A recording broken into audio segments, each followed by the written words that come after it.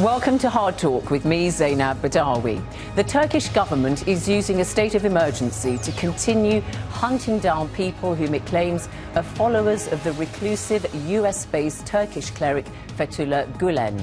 The government blames him for the failed coup and wants the US to extradite him to Turkey to stand trial. He denies involvement. My guest is Ismail Sezgin, director of the Centre for Hizmet Studies in the UK, a think tank founded by Gulenists.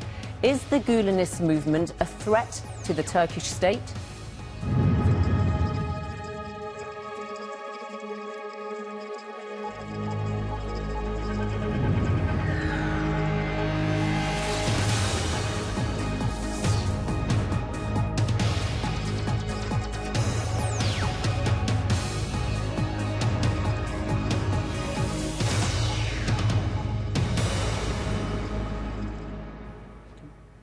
Ismail Sezgin, welcome to Hard Talk. Thank you very much. Fethullah Gulen has followers in about 160 countries, from Kenya to Kazakhstan. The movement runs schools, media outlets, businesses. What are the fundamental teachings of Fethullah Gulen? Well, we can simply define it as Hizmet movement is a religiously inspired social movement which works around education, dialogue and charity activities. The core principle is that as a Muslim we are responsible towards God, and the way to fulfill those responsibilities we have to do certain things, and what we should do, and there is a historical line that Gulen picks up, but we should actually contribute to our society, because the best of you, this is a hadith, the best of you is the most helpful to his society. So how can I help to my society? By solving its problems. What problems? So we can debate around it. Yeah, but it's the ignorance, poverty and discrimination. And actually Gulen adds tyranny and oppression as well in his books, but this is mainly defined by Said Nursi as ignorance, poverty and discrimination. So then to sort that problems out as their social responsibility, you establish schools, education facilities, dialogue centres and charities. So dialogue between whom? Because I mean, I know that he espouses capitalist beliefs and dialogue with Western nations and urges his followers to adopt Western style, and yet also is inspired by the religion of Islam.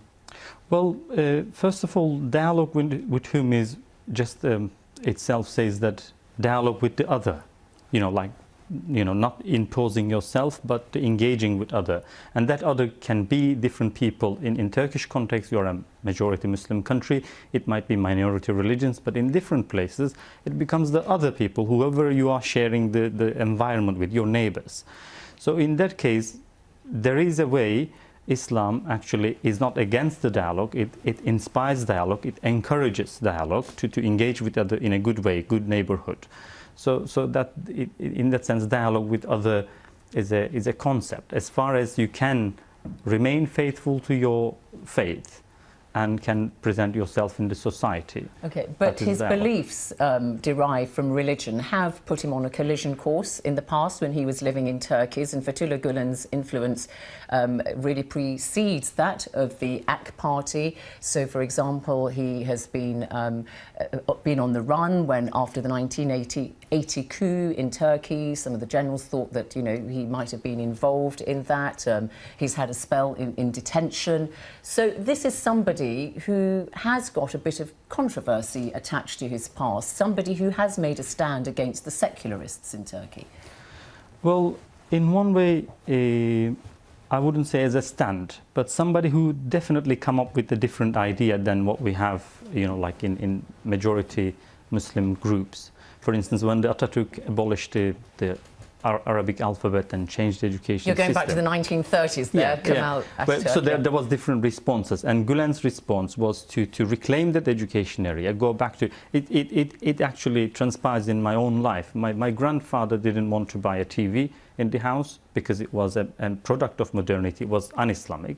My father or my uncle's generation had built an adjacent room to watch TV in there because they had to engage with that. But Gulen calls people to take part in that media business, let's say, as a Muslim, who gives the news, who takes part. Okay, so as I said, he was arrested and then he was freed, and he went to the United States for medical treatment, and then he decided to stay in the United States from about 1999 to 2000. He was an ally of Recep Tayyip Erdogan until about 3 years ago, because they both obviously have parties or movements that are derived from religion, but fell out with Recep Tayyip Erdogan over a video that purportedly showed Erdogan involved in some kind of financial transactions, and that was blamed on Fethullah Gulen, and Mr. Erdogan says it was manufactured.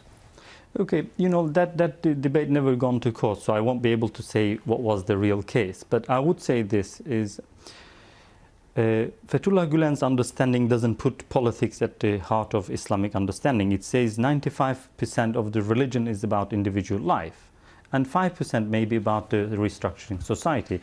And political Islam, it is quite otherwise. But after 1997, Erdogan actually changed with a group of people within the political Islamists. You know, they left Erbakan, and then they established Justice and Development Party, which prioritized to fight with, you know, like democratization, against the corruption, and against the, you know, like some, what was it? Yasaklar, yolsuzluk, and yoksulluk, poverty. So that is pretty much the line that Gulen has always defended. So he found a number of allies like Alevis, Kurds, liberals, and Gulen as well. And along the way, they start dropping. We don't realize Alevis dropped much earlier.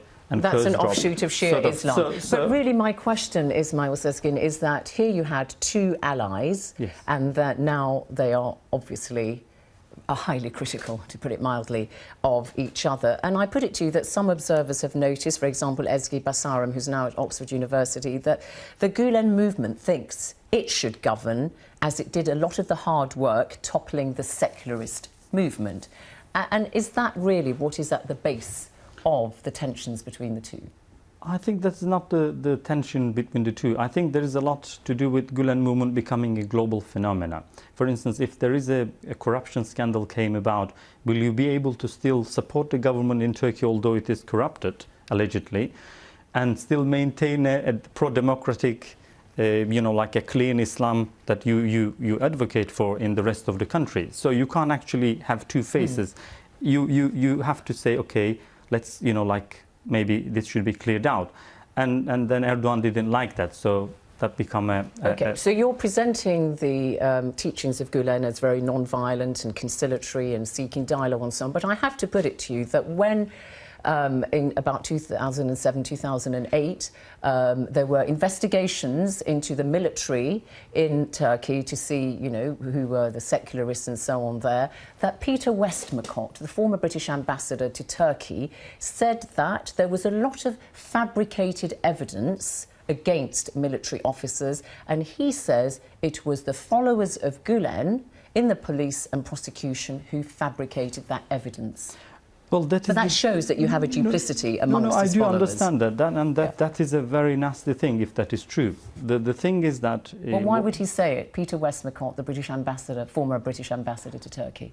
Well, I do understand that, you know, like there is that image of Gulen, and, you know, like everything that goes wrong since a certain time and sometimes traced back can be blamed to him. Some might even have some credibility to it.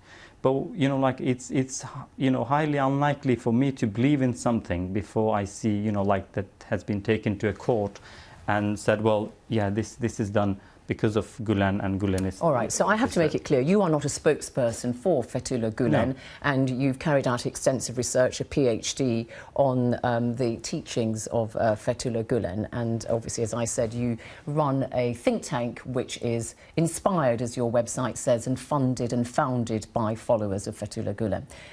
Turkish government blames Gulen for the coup.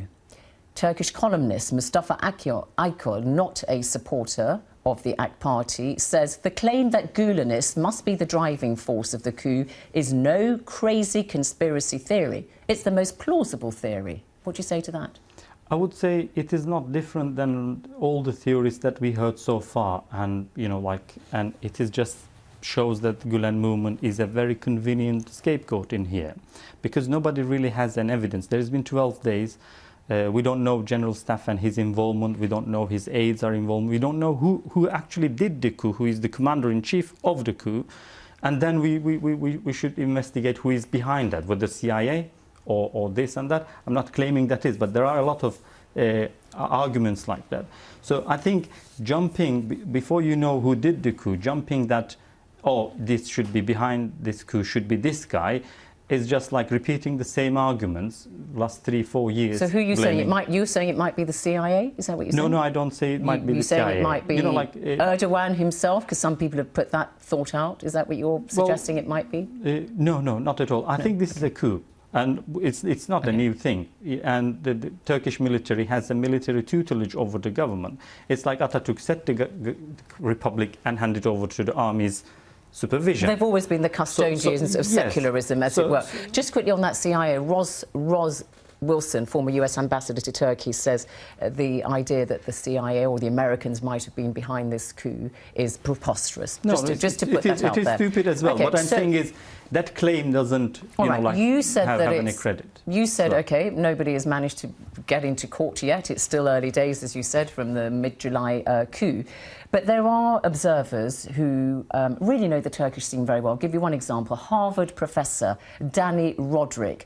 I'll mention the fact that he is from a Turkish Sephardic Jewish family, just to make it clear, he's, not an AK Party supporter. He says the Gulenists had both the motives and the timing reasons to carry out this coup.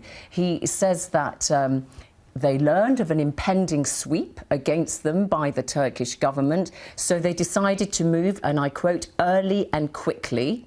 And he says this explains why the coup attempt seemed rushed and poorly planned. So the motives were there with the Gulenists. That's one very considered opinion there. Well, there is a lot of motives for a lot of people, but for Dani Rodrik is an economist and he has actually involved emotionally with the previous case. I know he has something against the movement, but what I know of the movement, for me... But he's a Harvard professor, he's at the Ford Foundation. This is somebody with good intellectual credentials. You can't rubbish the messenger. I'm not rubbishing them. What I'm saying is he has this past as well. We have to remember there is, like an emotional scar.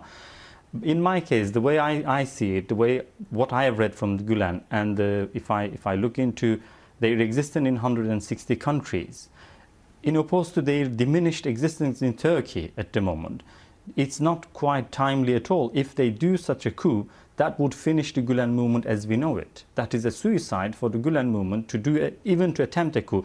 They win it, they lose everything.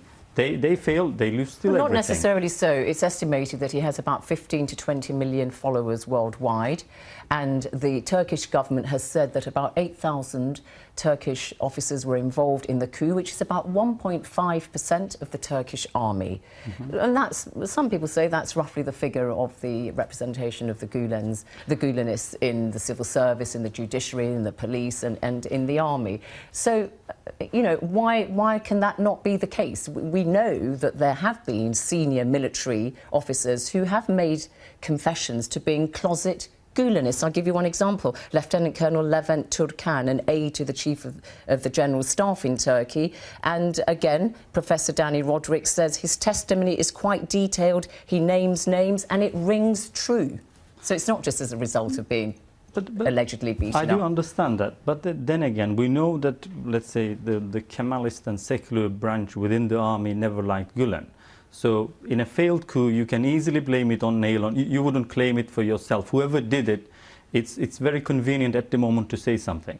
Like some of the You say the secularists didn't like Gulen, but Recep Tayyip Erdogan and the AK Party has its roots in Islam, so you could say the same about the secularists and the AK Party. What I'm saying is, at the moment, there is a conveniency. We have to see that as well. Dani Rodrik himself says that as well, and some other scholars, for instance, Erich Jan Zührer, he claims otherwise, Bill Park. All right. We won't go by academics then. What I'm saying is, people who are expert, there is an, there is a need for investigation. What did Fethullah Gulen himself say in 1999 in a sermon to his followers? Move within the arteries of the system, reach all the power centres. Okay. So that is two sentences from a talk, which was the backbone of the 1999 Gulen trial, which dragged until 2007, and then they had to actually let him go. They claimed that he wasn't guilty, but they wanted to put a clause. They weren't actually. But I'm just saying, he said that, didn't he? He said, move within the arteries of the system. Well, just like Churchill said, fight them on the beaches and fight them on here and there. Well, it's not quite the same, because the idea here. No, the court decided that it was taken out of context, put together, and doctored. You would never see the full video itself, because maybe it explains the context of what he says. So the point it's making, though, the point I'm making, Ismail Sezgin, is that there are a lot of followers of Gulen in state sectors, the civil service, the judiciary, the police and the military. And that statement, whatever the court case said, would seem to support that. And it's not the only evidence I'm giving you. For example, Brigadier General Dr. He's got a PhD, Haldun Solmaz Turk from Chatham House, a British-based think tank, and also from Boston University, said in the mid-1980s he was one of the key officers who investigated what was going on, Gulenist movement infiltration in the military academy and high schools. And he says all the cadets around the table made it crystal clear to him that they were all loyal to Gulen. And he says, and I quote, "I have no doubt their loyalty was not to the Turkish state or to the chain of command of the Turkish military, but to Gulen." I mean, this is what the government means by a parallel state. It's not tolerable, is it? So here is the thing. Are we talking about some people cannot take part in army, military, as like white Turks and black Turks discussion? So they as citizens being part of army or bureaucracy is infiltration. Can we imagine this for England? Like 3 million of the population, let's say Hindus, can't take part in army.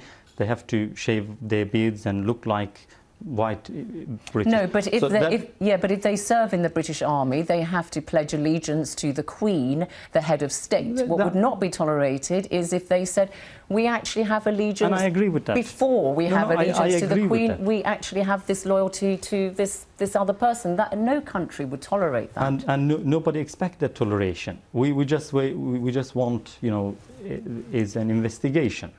Who is it really those people who did this? And in that case, like as Gulen said, they need to be punished. But I have to say that 2,000 schools are closed down. These are like 80% of the top schools in Turkey. There is a statistical inevitability that some of the graduates will be in higher circles, like Oxford and Cambridge graduates almost. How many percent of the government? It's not the existing of a certain person who believes in certain ideology is not a problem, but them committing a crime is a problem. Because if they have loyalty to somebody other than the Turkish state and they are serving in state institutions, that's the accusation. No, I don't think loyalty can be, how can if it results in a coup against the government, if Gulenists did this coup, nobody would, are defending them. But what I'm going against it, I have heard a lot of accusations, and I don't think that we should jump into conclusion that it was Gulenist. We should just wait for the investigation. One of the deputy prime ministers of Turkey, Mehmet Şimşek, said on HARDtalk that even before the coup, the government was carrying out its investigations to see who had infiltrated what state sector. And he says now, after the coup, that the vast majority of those arrested in the government crackdown have either been caught red-handed, or because they were arrested while the coup attempt was going on, or because their names appeared on a list of jobs for key positions that they would occupy after the coup. So he's basing their comments on these I do facts. understand that. I know some of the army generals who actually resist the coup and help it stop also detained as well. There might be a reason for that as well. But my understanding in here is, yes, the classifying of Gulenists didn't start even in 2013. We know that National Security Committee were actually decided in 2004 to keep an eye on on citizens and who are practicing and who are not. So there is an undemocratic thing going on already. So now if you want to nail it to your political opponents and claim everybody that 60,000 people are Gulenists and get rid of all the oppositions like Kurdish teaching institutions and this and that, that is a bit like, you know, a smoke screen what you are trying to do. We need more democracy. He's using it as a scapegoat. Although I have to remind you that when the coup was carried out, even the pro-Kurdish political alliance, the HDP, threw its weight behind Mr. Erdogan and says, we don't support this. The CHP, the country's largest opposition party, this wasn't about making a stand to support President Erdogan. They saw it as a stand in support of democracy. The AK party won legitimately the elections in the country. Anybody who understands Gulen's teachings has opposed the coup as well. You know, like there isn't like Gulenists are not on the other side of the fence at this matter. And they said no matter how corrupt a government is, this is not the way. And I have to say, he has made a personal statement, Fethullah, condemning the coup and denying involvement. But he did also say... I will have to say one more thing. Like the problem, some of the media is, you know, like we think every official is like a British official held accountable for their words. For 3 years, as an expert on the field, I watched Erdogan saying that I demanded from Obama, from America to Gulen to be extradited, until CNN actually questioned, have you actually formally put... well, they have now. They have extradited. And Binali Yildirim says that he's heartbroken. He told the Wall Street Journal that he'd be heartbroken if the US don't extradite him. But the perception is that if you keep telling Turkish public in the time of the elections and say we are asking and they're not giving, that is factually incorrect. But that creates a perception of like there is America behind this sort of affair. And you use the perception. And that is like, you know, not a legal thing anymore. That's a, you know, like politicizing a legal. I have to say to you that I said Fethullah Gulen said he wasn't involved and condemned the coup, but he also said in his statement, talked about the government's in Turkey's shift towards a dictatorship, which is polarizing the population. Are they the words of somebody who wants to calm a tense situation in Turkey after the coup? Well, to say that? If you're not really concentrate on Erdogan's political career, but look at where Turkey was, let's say, a month ago, and where it is going to be a month later, and you would be really worried about democracy. At the moment, what matters is we need to save the democracy, and democracy is not only about, you know, like rejecting the coup.